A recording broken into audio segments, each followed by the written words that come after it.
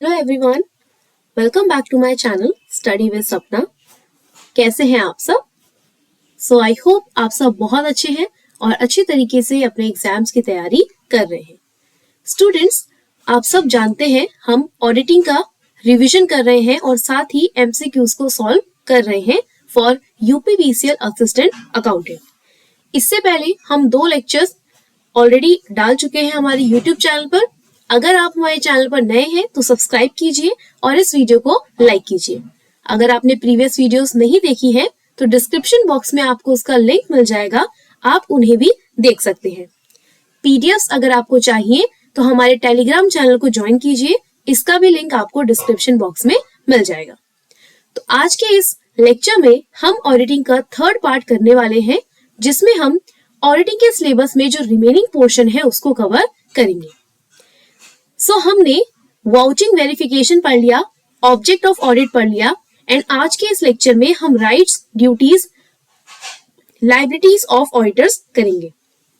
ये सारे टॉपिक्स को अगर आप डिटेल्ड में करना चाहते हैं डिस्क्रिप्शन बॉक्स में आपको ऑडिटिंग की एक प्लेलिस्ट मिल जाएगी, जिस ऑडिटिंग को मैंने कंप्लीट कराया हुआ है। उसमें मैंने डिटेल में हर एक चीज को एक्सप्लेन किया है। यहाँ पर आपको क्विक रिवीजन मिलेगा जिसमें चीजें डिटेल में नहीं होंगी, सिर्फ आपको आपके कंसेप्ट्स को ब्रश अप किया जाएगा, सिर्फ आपको रिवाइज किया जाएगा और हम यहाँ पर एमसीक्यूज को भी सॉल्व करेंगे। अगर आप पीवाईक्यू सॉल्व करना चाहते हैं वो भी मैंने अपने चैनल पे कराया हुआ है। सारी पीडीएफ आपको टेलीग्राम चैनल पे मिलेगी। प्लीज जरूर से हमारे टेलीग्राम चैनल को ज्वाइन कीजिए और आप मेरे चैनल को जरूर सब्सक्राइब कीजिए।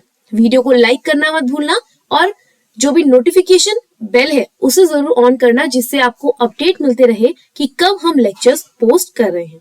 ठीक है, उम्मीद करती हूँ अभी तक आपने चैनल सब्सक्राइब कर दिया है और वीडियो को लाइक कर दिया है।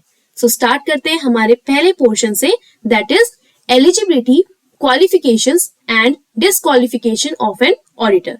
कौन सा सेक्शन है? सेक्शन 141। ये चीज ध्यान रखिएगा, एग्जाम में पूछा जा सकता है कि कौन से सेक्शन में एक ऑडिटर की क्वालिफिकेशन और डिस्क्वालिफिकेशन के बारे में बताया गया है। देखिए, अगर आप एलिजिबिलिटी की बात करें, यानी कि किस पर्सन को आप ऑडिटर मानेंगे, ऑडिटर एक सीए होना जरूरी है। ठीक है, एक फर्म भी हो सकती है जहां पर मेजर पार्टनर्स सीए। ठीक है, एक ऑडिटर कौन बन सकता है? जो सीए हो, है ना। और एक फर्म की अगर हम बात करें तो उस फर्म में मैक्सिमम मेंबर्स क्या होने चाहिए? सीए होने चाहिए। ठीक है, एक और चीज मैं आपको यहाँ पे बता दूं, सर्टिफिकेट ऑफ प्रैक्टिस भी आपके पास होना चाहिए। ठीक है, सर्टिफिकेट ऑफ प्रैक्टिस भी आपके पास होना चाहिए अगर आप ऑडिटर बनना चाहते हैं। Next is firm appointed, CA partners authorised to act and sign on behalf of firm. जो सीए पार्टनर्स हैं वो फर्म की बिहाफ पर एक्ट और साइन कर सकते हैं। Person not eligible to be auditor, कौन कौन से पर्सन ऑडिटर के लिए एलिजिबल नहीं है? देखिए, बॉडी कॉर्पोरेट, कोई भी बॉडी कॉर्पोरेट पर्सन एलिजिबल नहीं है ऑडिटर के लिए, इसमें एलएलपी नहीं आएगा। ठीक है, मतलब एलएलपी के अलावा कोई बॉडी कॉर्पोरेट ऑडिटर नहीं बन सकता। Next is office employ. ठीक है, ऑफिस से कोई एम्प्लॉय यानी कि कंपनी का कोई एम्प्लॉय, एक इंटरनल पर्सन ऑडिटर नहीं बनेगा। ठीक है ना। पार्टनर या एम्प्लॉय ऑफ ऑफिसर या एम्प्लॉय। ठीक है, कोई पार्टनर आपका सीए पार्टनर एक ऑडिटर नहीं बन सकता, एम्प्लॉय ऑफ ऑफिसर नहीं बन सकता। ठीक है, और यहाँ पे एक एम्प्लॉय भी पार्टनर ऑडिटर नहीं बन सकता।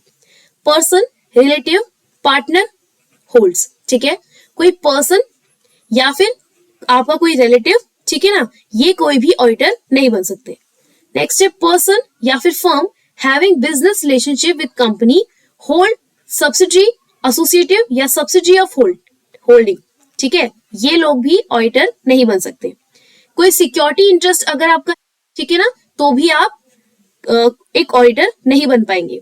रिलेटिवली अगर कोई रिलेटिव है जो अप टू 1 लाख तक, ठीक है, कोई इंटरेस्ट होल्ड करके रखता है या उसके पास शेयर्स हैं 1 लाख से अबव के, जिसका करेक्टिव एक्शन ले लिया गया है 60 डेज में, ओके, वो भी ऑडिटर के लिए एलिजिबल नहीं है। यहाँ पे रिलेटिव, ठीक है ना, और जो भी आपकी कंपनी में एम्प्लॉय है ना, ये सब आपके ऑडिटर नहीं हो सकते। ठीक है, बाकी ये सारी चीजें आपको दी हुई हैं, इसे आप पढ़ सकते हैं और डिटेल में पढ़ने के लिए मैंने आपको बता दिया है कि डिस्क्रिप्शन बॉक्स में आपको लिंक मिल जाएगा जिसमें आप ऑडिटिंग की सारी क्लासेस पढ़ सकते हैं। ठीक है, यहाँ पर देखिए एक चीज दी गई है, retiring auditor reappointed at AGM. Annual general meeting में आप रिटायरिंग ऑडिटर को फिर से अपॉइंट कर सकते हैं अगर वो डिस्क्वालिफाइड नहीं हुआ है, ठीक है, या फिर उसने कोई नोटिस नहीं दिया है इन राइटिंग में। ठीक है, ऐसा not been special resolution not being passed at the meeting appointing some other auditor providing expressly that he shall not be reappointed, या फिर कोई स्पेशल रेजोल्यूशन इसके लिए अगर पास नहीं हुआ है तो इन केस में कोई रिटायरिंग ऑडिटर फिर से रीअपॉइंट किया जा सकता है। ठीक है, नेक्स्ट है हमारे पास अपॉइंटमेंट ऑफ ऑर्डर सेक्शन 139। देखिए ऑडिटर को अपॉइंट करेंगे सेक्शन 139 में, है ना, उसके बारे में बताया गया है कि ऑडिटर मतलब कैसे एलिजिबल होता है। एलिजिबिलिटी किसमें बताई है, सेक्शन 141 में, अभी हमने पढ़ा था ना, ये देखिए। तो देखिए ऑडिटर का अपॉइंटमेंट बताया गया है first auditor and subsequent auditor.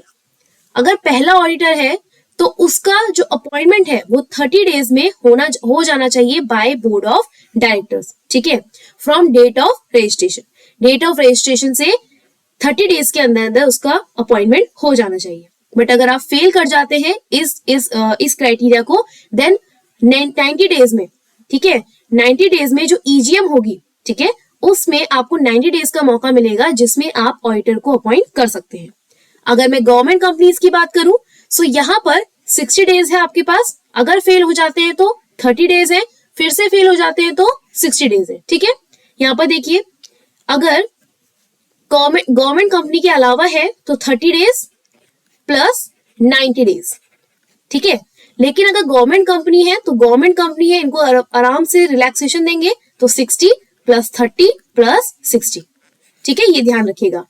Hold office till conclusion of first AGM, first AGM की कंक्लूड होने तक आप ऑफिस को होल्ड कर सकते हैं। सेकेंड ऑडिटर की बात की जाए तो सेकेंड ऑडिटर देखिए, अगर कोई गवर्नमेंट कंपनी है तो 180 days from the commencement year office hold करेंगे जब तक एनुअल जनरल मीटिंग का कंक्लूजन होगा। लेकिन अगर कोई गवर्नमेंट कंपनी नहीं है तो इस केस में by members in AGM, AGM के मेंबर्स द्वारा सब्सिक्वेंट ऑडिटर को अपॉइंट किया जा सकता है जो कि ऑफिस होल्ड करेगा फर्स्ट एजीएम से 6th एजीएम के बीच में। ठीक है, सो यहाँ पे आपको गवर्नमेंट में ध्यान रखने की जरूरत है, 180 days from commencement of year. Okay, next है हमारे पास powers rights of auditor section 141। Repeat करा रही हूं 139। अभी 139 में हमने क्या पढ़ा, ऑडिटर अपॉइंटमेंट। 141 में हमने क्या क्विकली रिवाइज किया, एलिजिबिलिटी। और 143 में हम क्या पढ़ रहे हैं, पावर। ठीक है, या फिर उसके राइट्स। ऑडिटर के पास राइट्स है कि वो सारे बुक्स को एक्सेस कर सकता है। ठीक है, जो इंफॉर्मेशन वो चाहे उसे ऑब्टेन कर सकता है। अगर वो चाहे तो किसी एजीएम को भी ज्वाइन कर सकता है, उसके लिए नोटिस ले सकता है, रिपोर्ट कर सकता है मेंबर्स को on the accounts examined by him.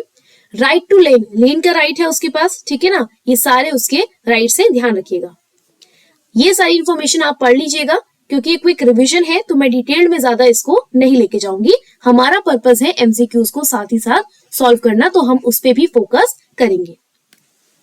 Duties की बात की जाए तो देखिए कुछ ड्यूटीज है, स्टैट्यूटरी ड्यूटीज है, ड्यूटीज अंडर कॉमन लॉ है एंड अदर ड्यूटीज यहाँ पर है। ठीक है ना, जैसे कि मेंबर्स को रिपोर्ट करना, इंक्वायर पूछताछ करना, अकाउंटिंग स्टैंडर्ड्स ऑडिटिंग स्टैंडर्ड्स को साथ में फॉलो करना, फ्रॉड्स हो रहे हैं तो उसका रिपोर्ट करना, है ना, इन्वेस्टिगेशन करना। ठीक है, सर्टिफाई करना प्रोस्पेक्टस को, जो प्रोस्पेक्टस में बातें लिखी है क्या वो सही है या नहीं, है ना।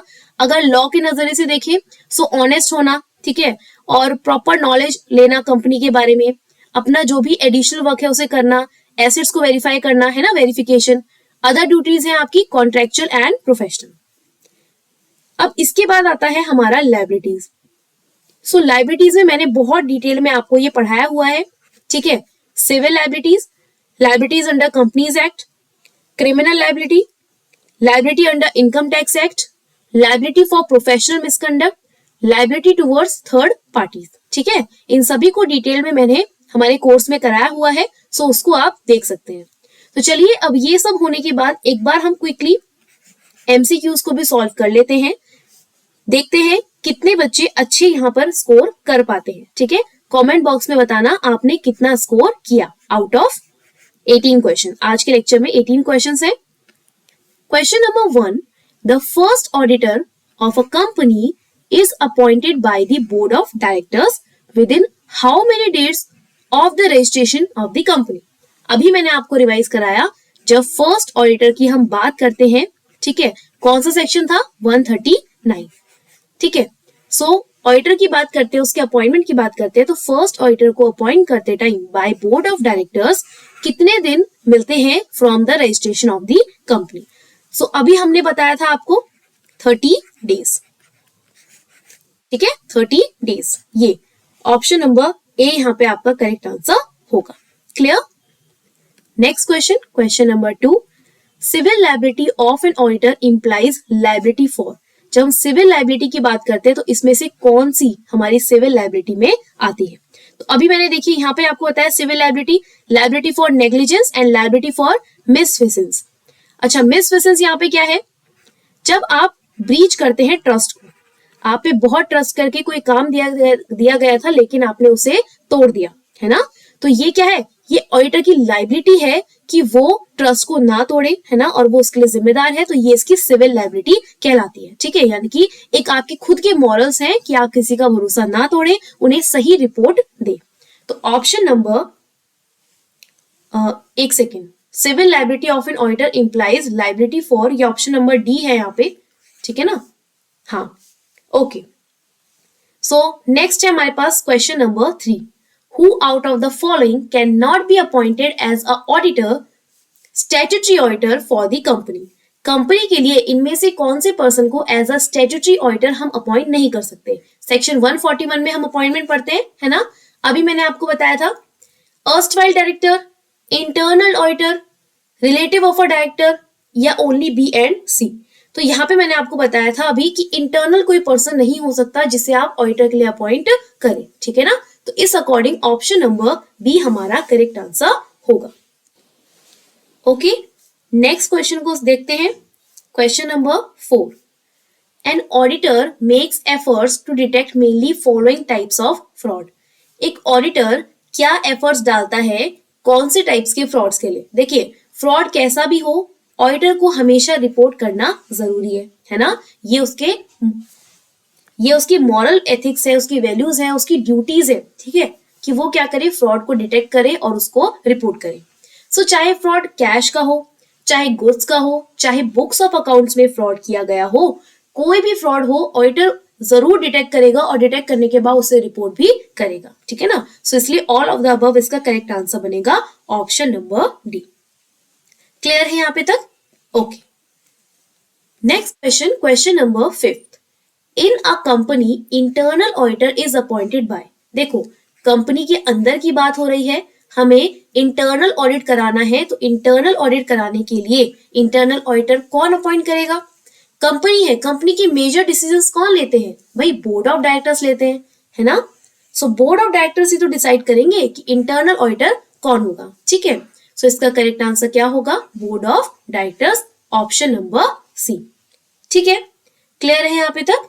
Okay, let's move to the next question, question number 6, which of the following statements is not, क्या कहा, not correct regarding the duties of an auditor. अच्छा, नॉट बोला है, नॉट करेक्ट, यानी कि मुझे क्या देखना है कि जो चीज इसमें गलत की हुई है ना, जो चीज यहाँ पर सही नहीं है, यानी कि गलत दी हुई है regarding duties of an auditor.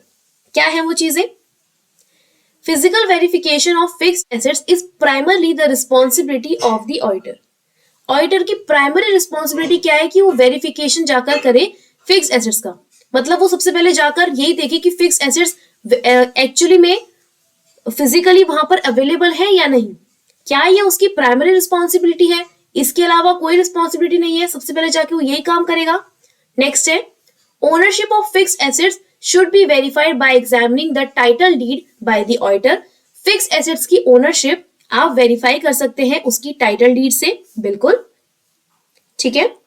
Next is, auditor should ascertain that the assets are in the position of the client. Auditor को ये असर्टेन करना चाहिए कि जो एसेट्स हैं वो क्लाइंट के पोजीशन में है। बिल्कुल सही है, ठीक है। Auditor should satisfy himself that the assets have been valued in the financial statements according to the accounting principles. Auditor को खुद को satisfy करना जरूरी है कि जो भी assets यहाँ पर दिखाए गए हैं उनकी वैल्यू फाइनेंशियल स्टेटमेंट से बिल्कुल सही है अकॉर्डिंग टू अकाउंटिंग प्रिंसिपल। सारे स्टेटमेंट सही है बट ऑप्शन नंबर ए यहाँ पे गड़बड़ है। क्यों? क्योंकि सबसे पहले जाकर आप नहीं करेंगे, उससे पहले वाउचिंग होता है ना, वाउचिंग भी तो है, तो ये प्राइमरली रिस्पॉन्सिबिलिटी नहीं होती ऑडिटर की, ठीक है, समझ आया। सो देखिए इतनी सारी ड्यूटीज अगर हमने पढ़ी ना, तो ये सारी ड्यूटीज हैं यहाँ पे इसकी, ये सारी रिस्पॉन्सिबिलिटीज है। ओके, सो ऑप्शन नंबर ए यहाँ पे करेक्ट आंसर होगा। Clear? Next question, question number 7, which of these statements is true? इसमें से कौन सा स्टेटमेंट बिल्कुल सही है, बिल्कुल ट्रू है? So with reference to nature of an institution, the basic objective of the audit changes. जैसे जैसे आप इंस्टीट्यूशन का नेचर बदलेंगे वैसे वैसे ऑडिट का जो पर्पस है, जो उसका बेसिक ऑब्जेक्टिव है, वो चेंज हो जाएगा। एक स्मॉल ऑर्गेनाइजेशन है उसकी ऑडिटिंग का ऑब्जेक्टिव अलग होगा, लार्ज ऑर्गेनाइजेशन की ऑडिटिंग का ऑब्जेक्टिव अलग होगा, है ना, ठीक है, सही स्टेटमेंट है। Basic objective of audit changes with respect to the pattern of organisation में जो काम होता है उसके अकॉर्डिंग ऑडिट का बेसिक ऑब्जेक्टिव चेंज हो सकता है। बिल्कुल, बेसिक ऑब्जेक्टिव जो है ऑडिट का वो चेंज हो सकता है size of the institution, institution के साइज के ऊपर भी। बिल्कुल, there is no change in the original objective of the audit with reference to the nature, size और पैटर्न ऑफ एन एंटिटी, ठीक है। सो यहाँ पर क्या बोला, कोई भी चेंज नहीं हो सकता ओरिजिनल ऑब्जेक्टिविटी में अगर आपका जो ऑडिट है फर्क ही नहीं पड़ता नेचर, साइज और पैटर्न से, है ना। सो ये है आपका करेक्ट आंसर, है ना, ठीक है। अभी तक जो भी बच्चे इसमें एग्री कर रहे थे दे ऑल आर रॉन्ग, ठीक है। क्या ऐसा होता है कि अगर स्मॉल ऑर्गेनाइजेशन है तो मैं उसका ऑब्जेक्टिव अलग रख दूं, लार्ज ऑर्गेनाइजेशन है तो उसका ऑब्जेक्टिव अलग रख दूं? नो, दिस इज रॉन्ग, है ना। सो देखिए जो भी एग्री कर रहे थे ना वो गलत थे, ठीक है, यहाँ पे आपकी गलती पकड़ी गई। तो देखो कैसा है, स्टेटमेंट पूछा है कौन सा ट्रू, ठीक है ना, तो हमें ट्रू बताना है। तो देखो ऑब्जेक्टिव तो हमेशा सेम रहेगा ना, मैंने आपको ऑब्जेक्टिव पढ़ाए थे ऑडिटिंग के, वो तो सेम रहेंगे, वो तो कभी नहीं बदलेंगे, है ना। सबसे पहले जो भी हमने इसके ऑब्जेक्टिव्स पढ़े थे इंपॉर्टेंट है, मैंने फर्स्ट लेक्चर में आपको अच्छे से बताए हैं, साथ ही साथ मैंने डिटेल में भी उनको कवर कराया है, ठीक है। सो आप उनको देखिएगा। यहाँ पे ऑप्शन नंबर डी आपका करेक्ट आंसर होगा कि ओरिजिनल ऑब्जेक्टिव ऑडिट के जो होते हैं उसमें कोई भी चेंज नहीं आता, चाहे आपका ऑर्गेनाइजेशन बड़ा हो छोटा हो, कैसा भी ऑर्गेनाइजेशन हो, उससे फर्क नहीं पड़ता आपकी ऑडिटिंग के ऑब्जेक्टिव में, है ना। सो ऑप्शन नंबर डी यहाँ पे आपका करेक्ट आंसर होगा। Question number 8, for the purpose of sub section of 12 of section 143 of the Companies Act 2013, in case the auditor has sufficient reason to believe that an offence involving fraud is being or has been committed against the company by officers or employees of the company, he shall report the matter to the central government immediately, but not later than dash days of his knowledge and after following the necessary procedure. देखिए यहाँ पर अगर auditor को पता चलता है कि कोई फ्रॉड हुआ है तो उसे जल्द से जल्द सेंट्रल गवर्नमेंट को रिपोर्ट करना होगा। विद इन कितना डेज? देखिए सबसे कम दिन कितने दिन के हैं, 60, 90, 80, 70, इनमें से सबसे कम कितना है, 60। और आप इसे याद भी रखिएगा कि 60 डेज के अंदर अंदर उसे रिपोर्ट करना होगा, ठीक है। सो इसका क्या है आंसर, ऑप्शन नंबर ए, ठीक है। ये फ्रॉड वाले उसमें है डिटेल्ड में, तो इसको अच्छे से पढ़ लीजिएगा। क्वेश्चन नंबर 9 है हमारा, इनमें से कौन सा इनकरेक्ट स्टेटमेंट है with respect to basic principles issued by SA 200, overall objectives आते हैं इसके अंदर, that governs auditor responsibility whenever an audit is carried out. So इसमें से कौन सा इनकरेक्ट स्टेटमेंट है? आप स्टेटमेंट पढ़ेंगे इजीली आपको समझ आ जाएगा। देखो फोर्थ ऑप्शन से स्टार्ट करते हैं, the auditor should be straight forward, honest, sincere and free from any influence on his audit work. बिल्कुल, ऑडिटर को बिल्कुल स्ट्रेट फॉरवर्ड होना है, ऑनेस्ट रहना है, और कोई फर्क नहीं पड़ता कि ऑडिट का काम कैसा है, उन्हें अपने काम को पूरी ईमानदारी से निभाना है। ऑडिटर को डिस्क्लोज नहीं करनी क्लाइंट की इंफॉर्मेशन बाहर के किसी पर्सन को बिना क्लाइंट की परमिशन के, बिल्कुल सही बात है। Proper working papers should be maintained by the auditor to evidence the audit work. Audit work के एविडेंस के लिए प्रॉपर सही तरीके से वर्किंग करना जरूरी है, बिल्कुल। The auditor should not obtain knowledge about the client's business to determine the nature, timing and extent of audit procedure. Auditor को कोई नॉलेज ऑब्टेन करने की जरूरत नहीं है क्या? बताइए, जिस क्लाइंट का वो ऑडिट करने वाला है क्या उसके बिजनेस के बारे में ऑडिटर को पता होना नहीं चाहिए? बिल्कुल पता होना चाहिए, है ना। सो ये हमारा incorrect statement. So correct answer क्या हो जाएगा? Option number A. ठीक है, next question, question number 10। Under section 144 of the companies act 2013, an auditor can render services as are approved by the, जो भी सर्विसेज ऑडिटर देगा उसे कौन अप्रूव करेगा? बताइए, 144 सेक्शन के अंदर कौन अप्रूव करेगा जो भी सर्विसेज ऑडिटर देने वाला है? ठीक है, सो देखिए, क्या ऑडिट कमेटी होगी? क्या board of directors and audit committee होगी? बोर्ड ऑफ डायरेक्टर्स होंगे, बोर्ड ऑफ डायरेक्टर्स या ऑडिट कमेटी होगी? ठीक है, बताइए। अब देखिए, यहां पर एंड दिया है, यहाँ पे और दिया है ना। सो देखिए, बोर्ड ऑफ डायरेक्टर्स डिसीजन लेंगे, कंपनी की बात हो रही है, और यहाँ पर एक ऑडिट कंपनी भी है, सॉरी ऑडिट कमेटी भी है, जो ये डिसाइड करेगी कि ऑडिटर क्या क्या सर्विसेज दे सकता है, क्या अप्रूव है उसके लिए सर्विसेज। तो ये दोनों ही डिसीजन ले सकते हैं, बोर्ड ऑफ डायरेक्टर्स भी ले सकता है और ऑडिट कमेटी भी ले सकती है। ठीक है ना। सो ऑप्शन नंबर डी यहाँ पे आपका करेक्ट आंसर हो जाएगा। Clear. Next question, question number 11। कौन सा स्टेटमेंट इनकरेक्ट है? Audit is an intelligent and critical examination of books of accounts of business. बिल्कुल, ऑडिट एक क्रिटिकल एग्जामिनेशन है बुक्स ऑफ अकाउंट्स का। ऑडिट की जाती है with the help of vouchers, documents, information, explanation receive from the clients. बिल्कुल, audit is done by a dependent qualified person. Dependent या independent? एक इंडिपेंडेंट पर्सन होता है ना। सो ऑप्शन सी मिल गया हमें हमारा आंसर, जो इनकरेक्ट स्टेटमेंट है। ठीक है, सो ऑप्शन सी करेक्ट होगा यहाँ पर। Question number 12। Which of the following are the rights of a statutory auditor? एक स्टैट्यूटरी ऑडिटर के क्या राइट्स होते हैं? टू रिसीव रेम्युनरेशन, बिल्कुल रेम्युनरेशन मिलना चाहिए, है ना। To attend board of meetings, board of directors meeting, to attend general meeting, to visit the branch office. देखिए, ब्रांच ऑफिस भी विजिट करेंगे, बिल्कुल ए और डी तो हमारा होगा, यानी कि ये हमारा आंसर नहीं हो सकता। ठीक है, अब हमें पूछा है board of directors meeting attend करेगा या जनरल मीटिंग अटेंड करेगा। ठीक है, देखिए यहां पर ढंग से सोचेगा, board of directors meeting, audit का कोई कनेक्शन नहीं है, उस ऑडिटर का कोई कनेक्शन नहीं है, बोर्ड ऑफ डायरेक्टर मीटिंग बैठेगा। वो कहाँ बैठेगा? वो जनरल मीटिंग में बैठेगा। ठीक है, अगर उसकी इच्छा हुई कि भाई मुझे भी देखना है कैसे मीटिंग में काम होता है, कैसे डिस्कशन चलता है, तो वो जनरल मीटिंग में बैठेगा, ना कि बोर्ड ऑफ डायरेक्टर्स की मीटिंग में। ठीक है, सो यहाँ पे ए सी डी, यानी कि ऑप्शन नंबर सी हमारा यहाँ पे करेक्ट आंसर हो जाएगा। ठीक है, समझ आया। Next question, which of the following section deals with the qualification of auditor? So अभी मैंने आपको बताया था क्वालिफिकेशन ऑफ ऑडिटर। ठीक है, क्वालिफिकेशन अपॉइंटमेंट, सॉरी अपॉइंटमेंट नहीं, क्वालिफिकेशन ऑफ ऑडिटर की क्या रिक्वायरमेंट्स होती हैं ऑडिटर की। ठीक है ना। सो ये आपको बताया था मैंने। यहां पर देखिएगा, eligibility, qualification and disqualification of an auditor, section 141। ठीक है, सो यहां पर 226(1) और 226(2) के अंदर क्वालिफिकेशन ऑफ ऑडिटर आती है। ठीक है ना। सो ऑप्शन ए यहाँ पे आपका करेक्ट आंसर है। ठीक है, कंफ्यूज मत होइएगा, सेक्शन 141 भी है और सेक्शन 226 भी है। सेक्शन 141 क्या बताता है? देखिए यहाँ पे सेक्शन 141 क्या बताता है? Eligibility, qualification and disqualification of an auditor. और यहाँ पे क्या पूछा है आपसे? Deals with the qualification of an auditor. ठीक है, वहां पे क्या आ गई आपकी? एलिजिबिलिटी, और क्वालिफिकेशन सेक्शन 226 में। ठीक है,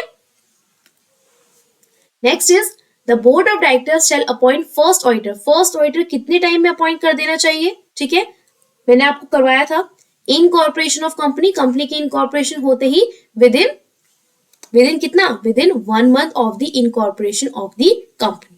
ठीक है, ये देखिए यहां पर करवाया था अभी आपको, ये रहा विद इन 30 days। ठीक है, समझ आया? क्लियर है यहाँ पे? चलिए next question, question number 15। In case the directions fail to appoint first auditor, अगर फर्स्ट ऑडिटर को अपॉइंट करने की डायरेक्शन फेल हो गई तो शेयर होल्डर्स यहाँ पे क्या? Share holder shall appoint them at dash by passing a resolution. किस में शेयर होल्डर्स अपॉइंट कर देंगे हमारे सब्सिक्वेंट ऑडिटर को। तो ये भी मैंने अभी आपको कराया था चार्ट में, ठीक है। सो एक जनरल मीटिंग में एक रेजोल्यूशन पास किया जाएगा एनुअल जनरल मीटिंग में, ठीक है ना, जिसमें क्या होगा, जिसमें बताया जाएगा कि हम फर्स्ट ऑडिटर को अपॉइंट करने के लिए फेल हो चुके हैं, सो हमें यहाँ पर ये रेजोल्यूशन हम पास कर रहे हैं, ठीक है। Next is question number 16। Auditor of a company, government company is appointed by CAG, controller and auditor general, his remuneration is fixed by. कौन फिक्स करेगा उसकी रेम्युनरेशन, बताइए। गवर्नमेंट कंपनी का जो अपॉइंटमेंट है, ऑडिटर जो अपॉइंटमेंट है वो कौन करता है, कैग करता है, ठीक है ना। तो इसके जो शेयर होल्डर्स होते हैं वही इसका रेम्युनरेशन फिक्स करते हैं। गवर्नमेंट कंपनी की बात हो रही है ना, तो ध्यान रखिएगा, ठीक है। ऑप्शन नंबर बी आपका करेक्ट आंसर होगा। Next is question number 17। The statutory auditor of a government company submits his report to. किसे सबमिट करेगा statutory auditor of a government company? Government company का जो ऑडिटर है वो अपनी रिपोर्ट्स किसको सबमिट करेगा? Controller and auditor general, CAG, controller and auditor general, ठीक है। Question number 18 and the last question of today's session. Special audit is conducted at the order of central government. Central government के order पे एक special audit conduct किया जाता है। कौन से सेक्शन में इसको पावर दी जाती है? That is section 242 sub section A, ठीक है। ध्यान रखना ऑप्शन नंबर सी, ठीक है। सो ये आपका करेक्ट आंसर होगा। सो आई होप आपने बहुत अच्छे मार्क्स यहाँ पे स्कोर किए होंगे। कमेंट बॉक्स में बताना आपने कितने क्वेश्चंस को सॉल्व किया और कितनों को स्कोर किया। तो ये क्विक रिवीजन विद एमसीक्यूज था, ठीक है। एग्जाम से पहले लास्ट टाइम पे हम ये चीजें पढ़ रहे हैं ताकि आपके दिमाग में काफी सारी चीजें डिटेल रहे। अगर आप डिटेल में पढ़ना चाहते हैं तो यूट्यूब चैनल पर काफी सारी वीडियोस अवेलेबल हैं जिसको आप देख सकते हैं। डिस्क्रिप्शन बॉक्स में भी आपको लिंक मिल जाएगा, ठीक है। सो अगर आपको वीडियो पसंद आई है तो प्लीज वीडियो को लाइक कीजिएगा, चैनल को सब्सक्राइब कीजिएगा और अपने फ्रेंड्स के साथ शेयर कीजिएगा। मिलते हैं नेक्स्ट वीडियो में, तब तक अपना ध्यान रखिए। Bye bye students, take care of your selves.